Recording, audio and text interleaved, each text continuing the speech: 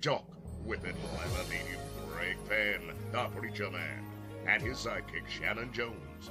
Frank discussions of issues affecting the ATL, Fulton County, the state of Georgia, the nation, and around the world. And now, here they are, live and in living color, the team of Jones and Fann, the Preacher Man. Well, welcome to Greg Talk with yours truly, Greg Fann, the Preacher Man, and Shanan E. Jones, and he got a mouthful, and he wasn't with us last week. We didn't do it last week, but happy after Easter to everybody. Hopefully you had a great Easter. Shannon and I took a day off. We just took a day off, you know.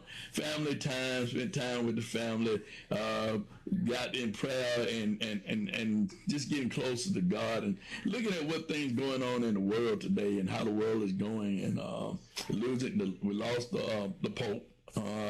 A true man that I believe that really lived out what the scripture said, looking out for the least, the lost, and the left out. And that's what we believe, that the scripture said in 20 verse after 25, that if you don't, you're going to hell, eternal fire. So I believe that the Pope did what God has commissioned him to do, as we're doing what God has commissioned us to do here on Straight Talk. Hey, Shanan, how you doing, Big Papa? Bishop, I'm doing well. I don't know if we took time off. It was Holy Week, and then it was Good Friday, and heck, I mean, you know, Holy Week, holidays are holy days for preachers, and so we worked hard, and so I think we were busy doing something good. I don't know if my idea of vacation is either the Virgin Pina Colada. Oh my God! Oh my God! There you go! There you go! There you go! There you go! Ladies and gentlemen, and look at, and with your flowered shorts on. I mean, flowered shorts or flowered swim trunks. There you go. There you go. There you go. That's my idea. My wife said, well, do you want to go sightsee this? No, I don't want to go sightsee. See, I'm going to sit here at on this beach, and look at that ocean and that palm tree. That's it. They can't show me nothing else. And meditate, and meditate, and meditate. And meditate. And meditate, and meditate. And vegetate. All right, well, it's just relax. It's time to relax. But in all seriousness, you know, last week was Holy Week, and so we just kind of took time out to spend time with the family, and also to spend time with the Lord and the church family, our biological family, and time to just get closer to God and meditate on what He is calling us to do in this dispensation. All right. So listen, Miss C gonna join us in just a minute, and after Miss C, we got an interview with State Representative Derrick Jackson. He's gonna be talking about big pharmacists, these big pharmaceutical companies that are ripping us off for these high medical medicine, this high medicine that they're charging people. People got to choose between paying the light bill, gas bill, mortgage, or even eating or get their medicine. So we'll be talking to him about that. And Shannon and I'll be back on the other side. We got a few things we want to talk about, because we got some stuff we want to tell you. All right. See you on the other side after the interview with Mr. Representative Derrick Jackson and Miss C. Hi, Miss C here with your 3-minute news blast, or more or less. Hey, Bishop Greg. Hey, Pastor Shanan. Hope y'all are doing well. Listen, I've got some information I want to share with you. The Children's Soar Incorporated presents From Trouble to Triumph, a Juneteenth event to be held June 21st, 2025 from 11 to 2 at Liberty International Church, 1362 Metropolitan Parkway in Southwest Atlanta. You can get more details by visiting their website at www.thechildrensoar.org. That's The Children Soar. That's TheChildrenSoar.org. Bishop Fann reminds young people that trouble is easy to get into, but hard to get out of. You don't want to miss this event. Taking Authority, Reclaiming Our Land 24th Annual Prayer Walk will be held May 3rd, 10 a.m. at 81 Dodge Street in Fairburn, Georgia. You should arrive at 9:30. The prayer walk begins at 10 a.m. The victory celebration will begin at 11:30 a.m. Vehicle participation is welcome for those who are unable to walk. For more information, call 770-964-8364.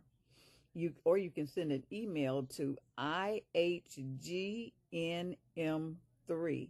at ihisgreatname.org. Apostle Danita Jones is senior leader. This walk is organized as a call to action, a call to stand, a call to reclaim our territory. Now, there are 4 things I'd like for you to do. And first of all, I don't know if you can see it, but I have on my sweatshirt that says, I'm blessed. And I feel blessed today. I feel blessed every day. But anyway, I just want to share that with you. But listen, 4 things I would like for you to do, and that is to like us, subscribe to us, leave comments. Please let us know how we're doing. And number 4, share us. Don't keep Straight Talk News to yourself. Let everybody know what you know, okay? And if you'd like for us to announce your event, just email it to us at straighttalknews1362@gmail.com. That's straighttalknews1362@gmail.com. And listen, in the meantime and in between time, may the Lord God bless you real good. Bye now. Tonight to Straight Talk with yours to the great Fann, the preacher man, and I have with me tonight Georgia State Representative Derrick Jackson. And Derrick, I'm glad that you could be with me tonight to have discussions about something that's really going on in our society today. And we're going to talk about these big pharmacies and these skyrocketing drug prices that we are experiencing for those people who are marginalized that cannot afford to get their own medicine. That's true between eating food or buying medicine. So I'm glad you could join me tonight and be able to have this fruitful discussion. So thank you for joining me tonight, Derrick. Thank you, Bishop, my friend. It's great to be with you all and enjoy your Straight Talk podcast. It's one of those things that we need in our society. As you mentioned, I am State Representative Derrick Jackson. I'm proud to serve Georgia's 68th House District, which includes parts of Fayette County and Fulton County, and that consists of Union City, Fairburn City, South Fulton. Then I go into Fayette County, Tyrone, Peachtree City, and Fayetteville. And one of the things that I have been doing during my 9 years plus under Gold Dome is to focus on healthcare equity. When you think about healthcare equity, you think about economic development, you think about protecting the most vulnerable citizens in our society. And so when I think about the things that government should be doing under that Gold Dome, I find myself serving on committees such as, health and human services and regulated industries and state planning and community affairs and things of that nature, as I continue to advocate for those policies to help the most marginalized in our city, in our state, but most importantly, the most vulnerable. Make sure that they have access to quality, affordable health care for all Georgians. Well, let me ask you something, though, Derrick. I know you've been on the Health and Human Service Committee for a minute in terms of being appointed as one of the representatives that deal with policies.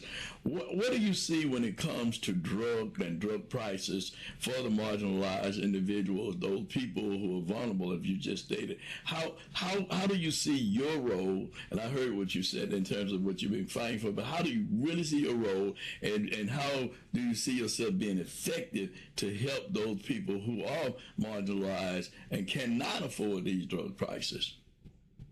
Yeah, that's a powerful question, Bishop. And I would say this, me serving as a Democrat, there are Democratic committees, and then there's the Black Caucus, the Georgia Legislative Black Caucus, where we focus specifically on Black and brown communities. And the reason why I highlight that, because it's very important, because we have to look at how people are living each and every day. And high drug prices forces families to make some impossible choices. Do I pay the rent, or do I pay for my medicine to keep my loved ones alive? And sometimes it's to keep themselves alive.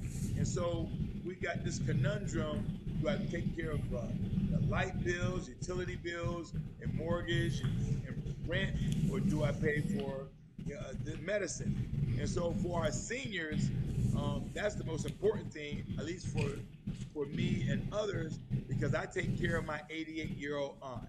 She's 88. She's on a fixed income. My uncle passed away over 12 years ago. And so when you think about the things that she needs to sustain her life at 88, these are some life-saving medications. Things like insulin, blood pressure pills, just to name a few. And these things are not cheap, Bishop. And so we got to make sure that we not just take care of those who are elderly, but also those who are poor, those who are in the working class. And so we got to make sure that individuals understand that we don't want them to have to continue to face those challenging conversations in terms of, do I pay for the mortgage, or do I pay for the light bills, or do I pay for medicine? Because these dollars are straight out of their pocket. And I also continue to speak to some of my constituents, not just my 88-year-old aunt. And some of them, they have informed me that they skip doses, and so that's not how medication works. You don't take medication Monday and then skip Tuesday, and then you take it again on Wednesday, but they try to stretch it out. The most effective way for medicine to work, as I share with some of my constituents, when it's prescribed, is to take it daily. You see all these prescriptions, it advise for you to take it daily, because that's what helps the body. It helps the body to understand that medication is something that you need to deal with whatever situation you may have. I mentioned insulin, for example. That's one, especially when you're dealing with, diabetics. You got inhalers. You got folks who are dealing with the pollen, right? Allergies. Then you got heart medication. Then you got cancer drugs. And so this is not something that we can take lightly. This is not something that my constituents can take every other day to sustain their life. But I'm glad you brought that up, because I know people who take half a pill. They'll cut a pill so they can say, well, I did take my pill. But if you don't take the full dose, you're not really helping yourself. You're just taking enough to just get by, but not really dealing with the symptoms, because most drugs just mask the symptoms anyway. If you just really be honest about it. But the big pharmacist company, they're the ones making the money. So how do you compare our prices here in the United States to some other countries that you may know or have been looking at as being a part of the committee, in terms of the pricing of drugs in the United States versus other countries? Now, again, that's another excellent question. And listen, the bottom line, based on what we're talking about this evening, is that the system is broken. And when big pharma are more focused on the profit, and they prioritize that over people. And so when you look at that kind of equation, it forces citizens to do like you just said. They split the pill in half. But we also have research that backs this up. According to the 2024 research by the RAND Corporation, United States prescription drug prices are more than likely, get this, Bishop, 3 times higher than 33 other advanced countries, wealthy countries, even for the exact same medication. And so when you think about that, that let us know that these name brands and where we are, these manufacturers, the things that they're doing for other countries, they can do the same thing here in the United States. This is just inexcusable where we have data such as this, where citizens can go online, get the same drug, the same everything, and get it a third of the price difference. And then the other part that I want to highlight too, Bishop, is this. When citizens shouldn't have to negotiate, right? That's where government should step in, because government can see and dictate and write laws and policies to tell Big Pharma that we're not going to take this any longer. We know this to be true because President Biden, former President Biden, did it with insulin, where he told them that you're going to take insulin, for example, and charge no more than $35 every month. That's it. So people watch insulin prices from hundreds of dollars drop and cap at $35. So we know we can do this. We know we got the political courage to do it. We just got to have the right people in office. Here's some other specific cases too, Bishop. The cancer medication in the United States can cost $10,000 to $20,000 per month, while countries like the UK or Canada, the same drug is a third or even a quarter of that price. And so these are the kind of things we know to be true. The bottom line is the United States is subsidizing the global pharmaceutical market, while other countries negotiate prices and put their people first. And that's what we should do in the United States. That's what we should do right here in Georgia. Put people first and not Big Pharma.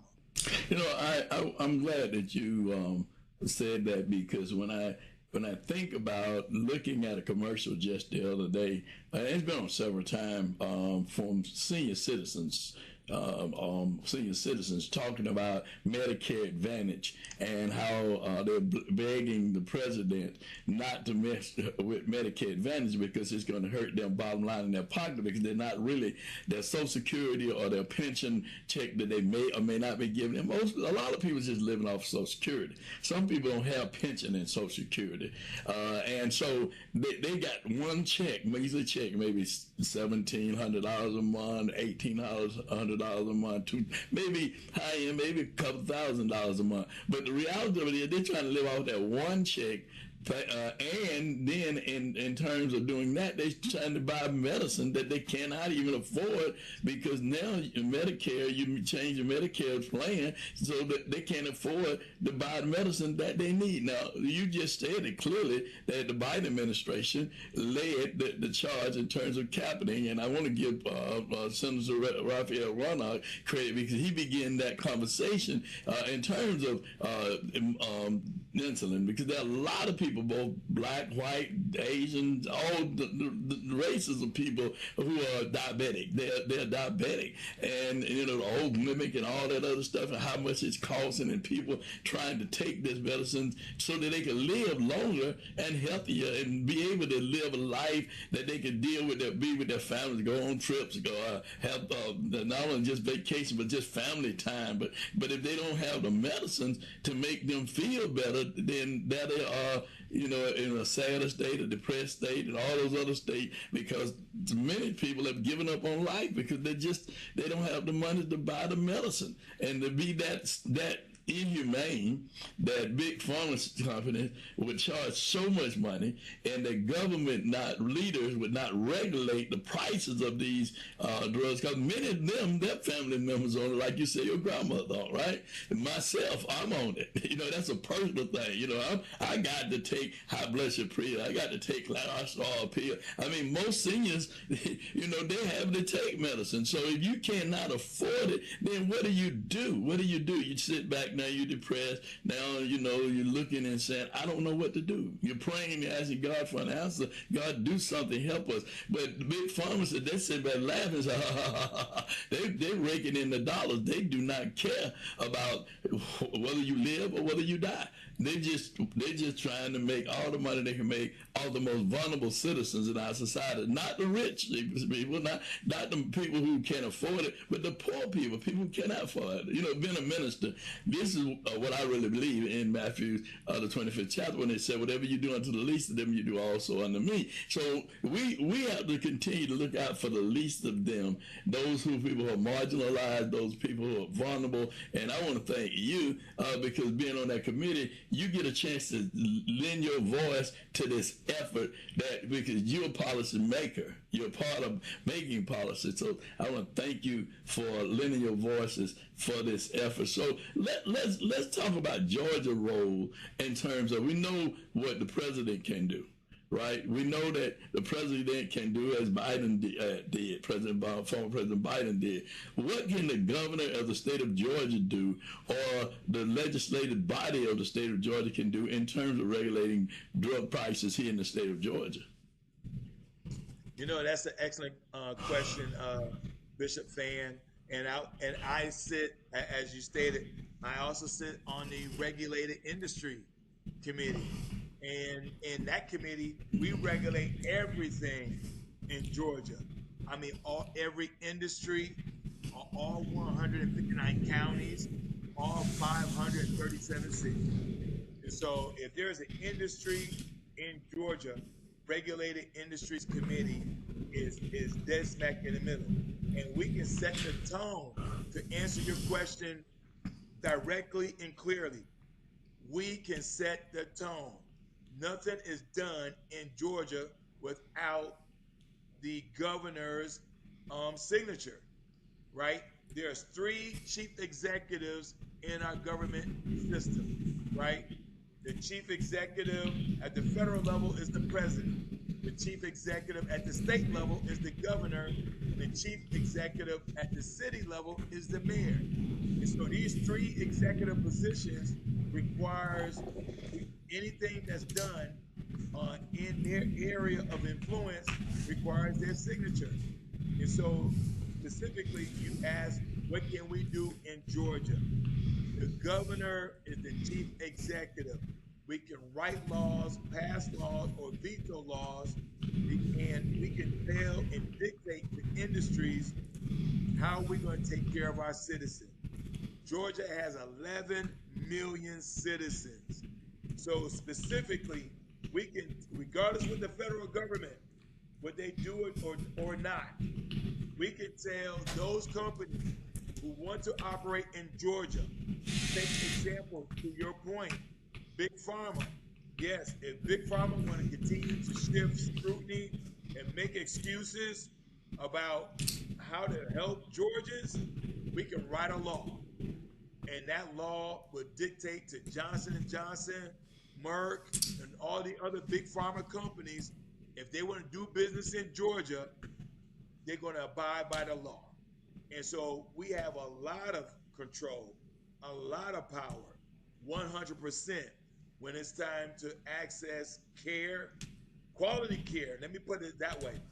Access quality care in urban, suburban, and rural Georgia as it relates to medicine in particular, because the last time I checked, Bishop Fann, cancer doesn't care if you black or white, Republican, Democrat, or Libertarian.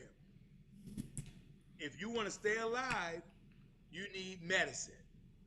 We can pray, and the good Lord gave us advanced technology, advanced medicine. And so just like the scripture you just quoted, if we don't take care of the least of these at the same time, I don't care if they're dealing with cancer, I don't care if they got a broken elbow.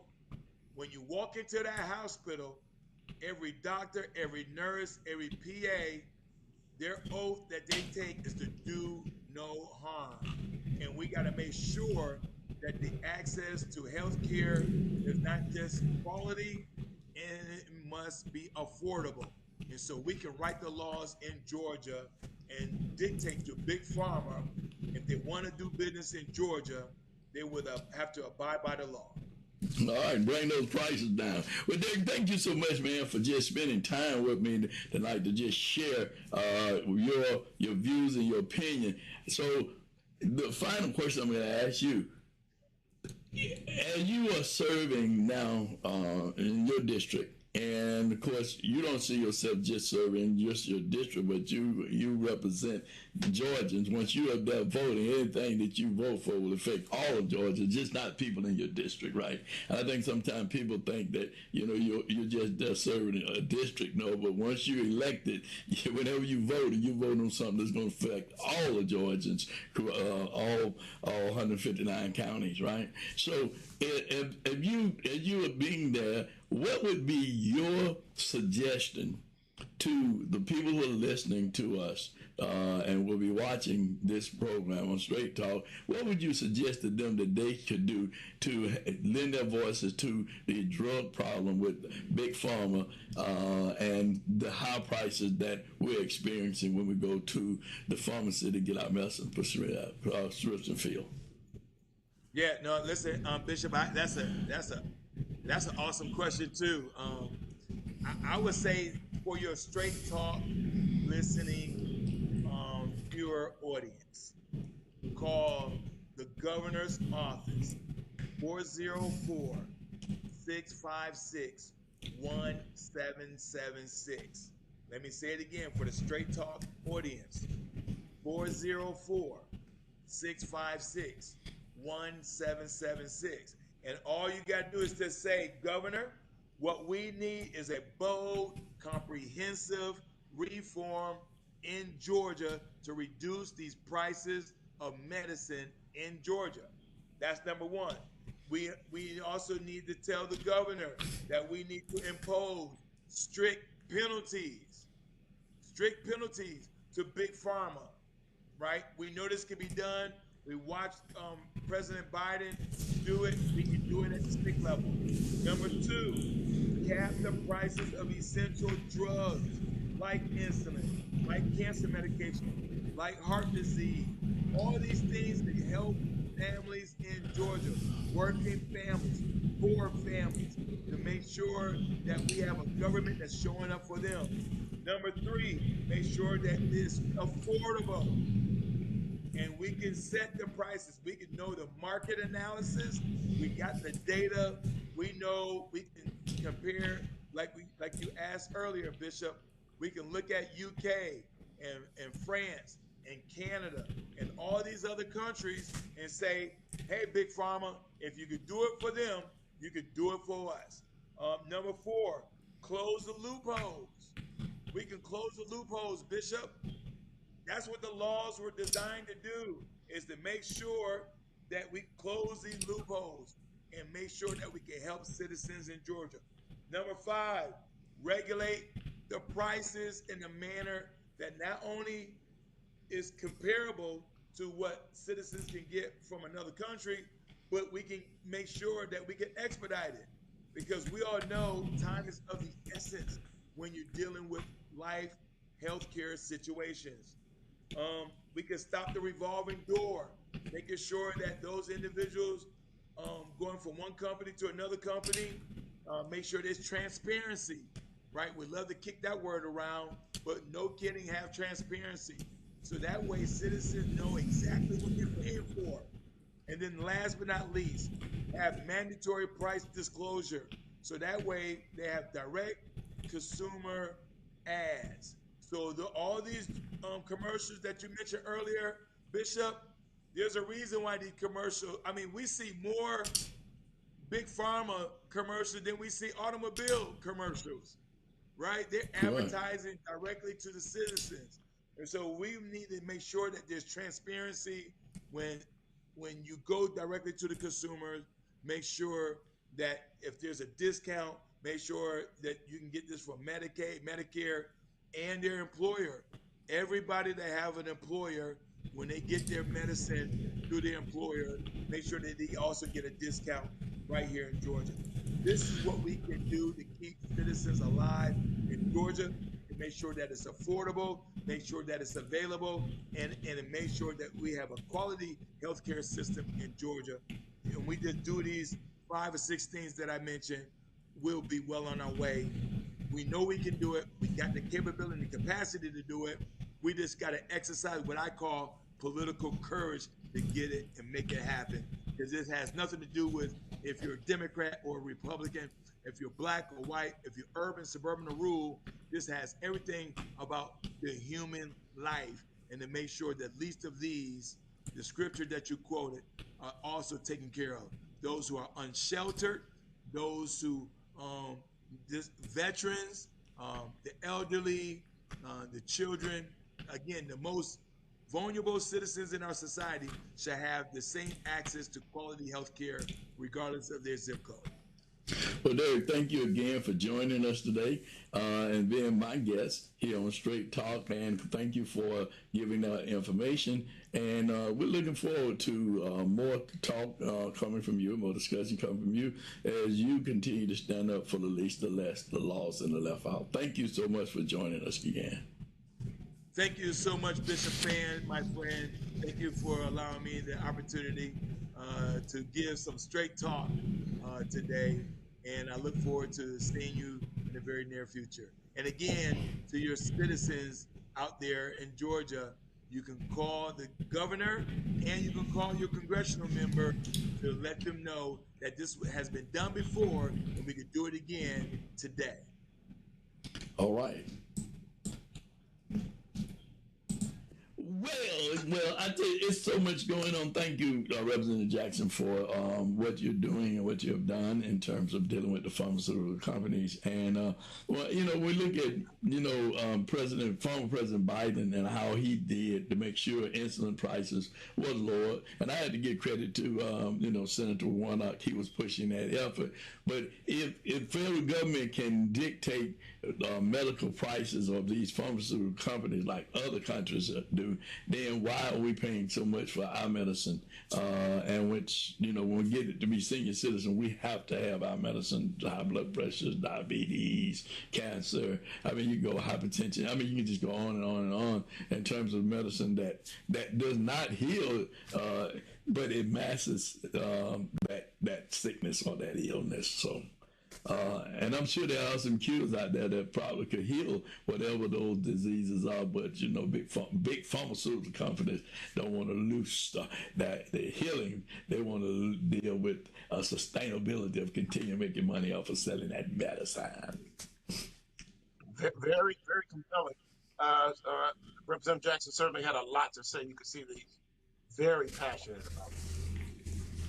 Well, I'm glad to know he's passionate about medicine, and I'm passionate about people not having food to eat, the people not having a place to stay. I'm passionate about people losing their job. I'm passionate about our educational system. I'm passionate about these things that affect the least, the less, the lost, and the left out. And our children that are suffering. There are a lot of kids that have diabetes. They call it juvenile diabetes, and parents had to buy that medicine for them. And a lot of parents, a lot of these single women head of the household raising kids. Say that's what's happening in our country today. A lot of single women, family household raising kids, and they're dealing with choosing between having to pay for this medicine for their children, making sure their children stay healthy. When you have a lot of, unlike yourself and myself, you have a lot of deadbeat dads. They're not in the children's lives, and so ladies having to bear that burden and expense to make sure that their kids stay healthy, So I have a lot of concern about that kind of stuff. I really do. And having to take medicine myself, certainly, and everybody don't have insurance and Trump talking about doing away with Medicare, and you see the commercial that's coming out and said, don't do it with Medicare because we need to have that Medicare advantage. You don't know about that yet, Shanan. You ain't got to that age yet. So for those of us that's over I am an 60, AARP member. Oh, you are? I am a member of AARP. Oh, when did you get to be there? When you're 50, they sing your membership. That's Okay. right. I now can pay $1.50 for a $50 movie just like you now. I have a senior discount. Yes, sir. Oh. I'm a member of AARP. Well, I don't get the senior discount. I'm AARP. Apparently, senior is another level of you got to have extra Bengay cream on to be able to do that. I got the intermediate Bengay cream. You got to get the extra strong where they can smell. You know, some folks show up, they just can smell the Bengay from the knees and up, and they just tell them, "Come on through, man. We go. Would you like this? You get the discount, right? I know. I smell that you got the discount. So Well, I young might get man, that. young man, I want to tell you, we don't use Bengay no more. We use biofreeze. You can't smell it. Biofreeze. That's right. Because that Bengay was a dead giveaway. It was a dead giveaway. Yeah, Dead biofreeze. giveaway. Yeah, No, yeah. I think it's terrible that in this country where a president can fly and cost $3 million a trip to go play golf every weekend when he wants to, um, taking along half the executive branch with him, just sitting around. You talk about workers that are doing nothing, just sitting around Mar-a-Lago, drinking malts and drinking whatever, eating whatever, waiting for at the president's beck and call while he plays golf. You know that there's no national security conversations happening on the golf course allegedly. You know, there's no work being done there, but yet all these people are going down, and they're staying at Mar-a-Lago, which that money does not then go back. Mar-a-Lago, the president doesn't then pay that money back. That money goes right in his pocket. So it's good for him to take half the executive branch every weekend down there to stay in his hotel. It's very profitable, which is why I think they said that the Trump organization brought in something like $600 million this year, and can't anybody know what nobody knows what the Trump organization does.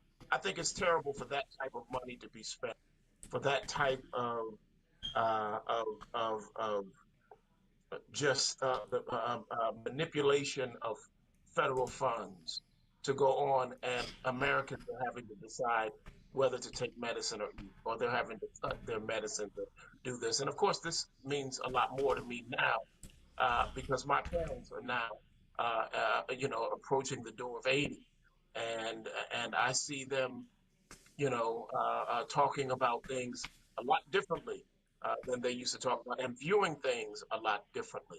And I joke with my mother all the time that she's got five people that will call. She has two sisters that are still alive. Her brother's gone on to glory. I said that the phone is either going to be one of your sisters, your best friend, or Walgreens or your doctor's office.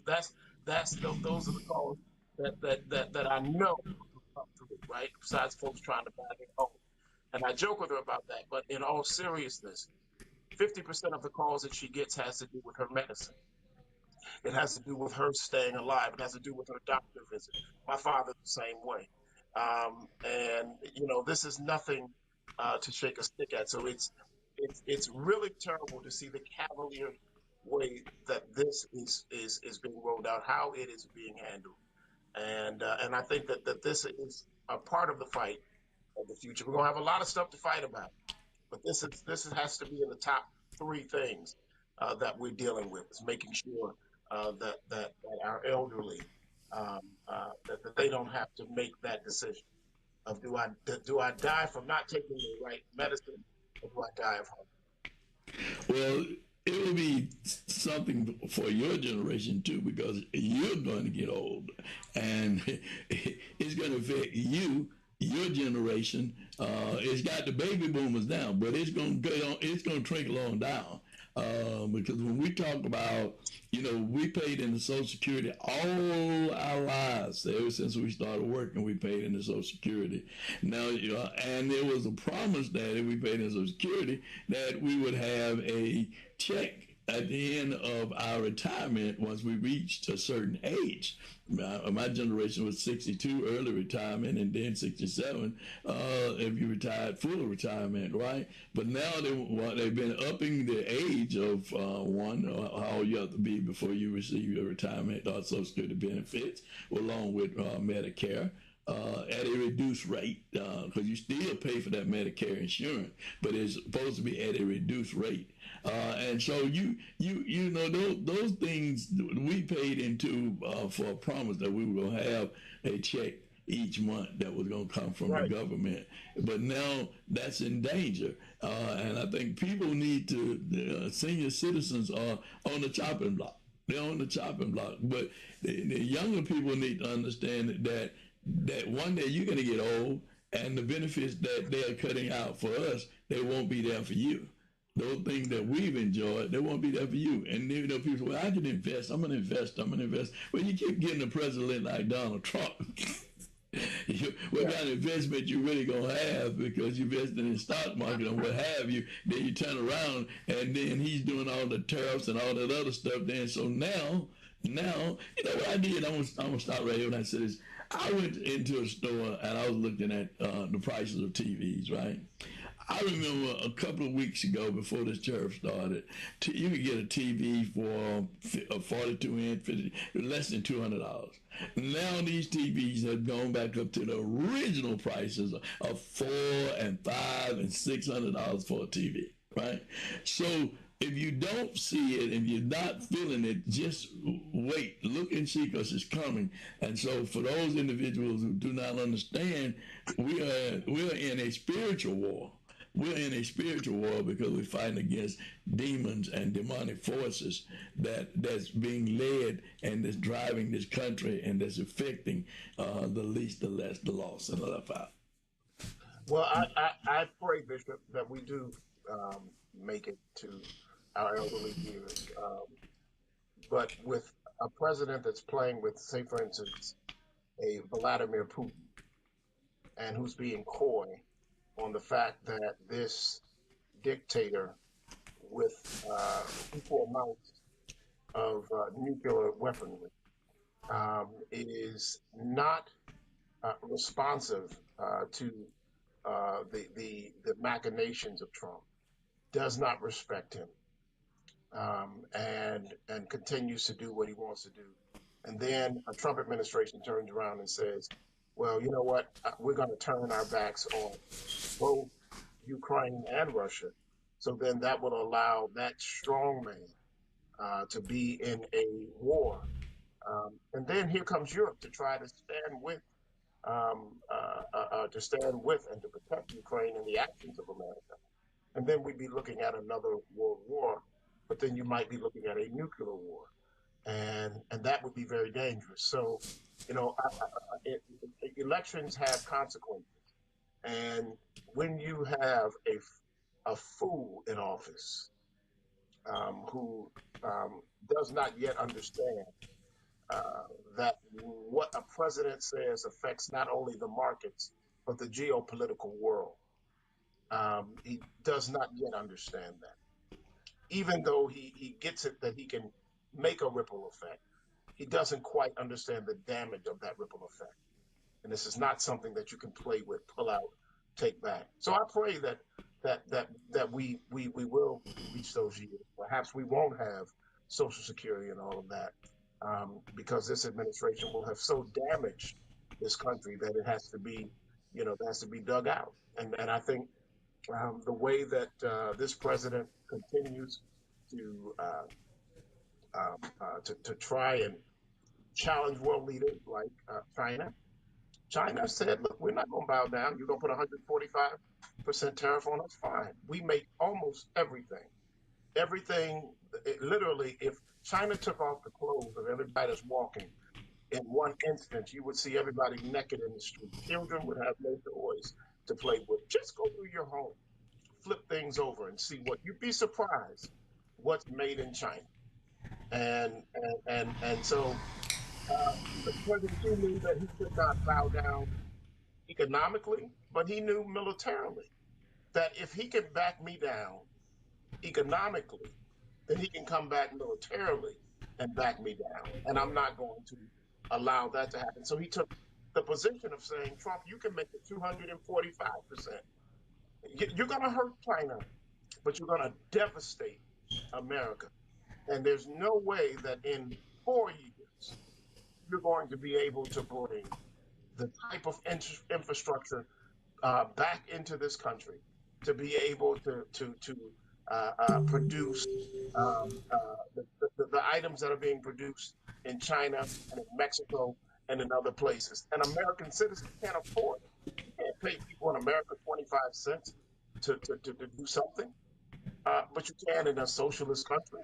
You can in a country where, certain things are given and that there is a bar that takes care of the underclasses, make sure that they have health care, make sure that they have the things they have. In America, you can afford to live for that. I mean, there's a rat-infested hotel in College Park that people are being evicted out of because the city condemned it, and the people are paying $1,400 to $1,600 a month to live there.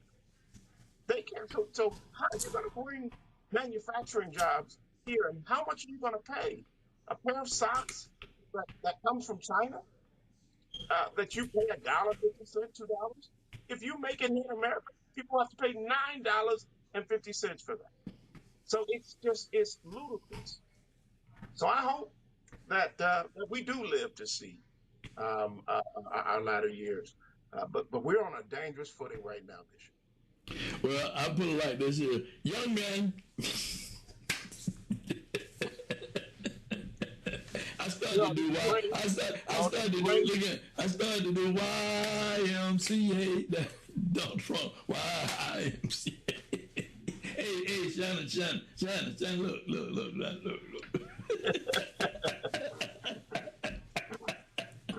Ladies and gentlemen, we thank you so much for checking us out here on Straight Talk. Keep those comments coming. Keep watching. Keep sharing. And I thank Representative Jackson again for sharing and being a part of Straight Talk. And if you'd like to be a guest, all you got to do is let me see.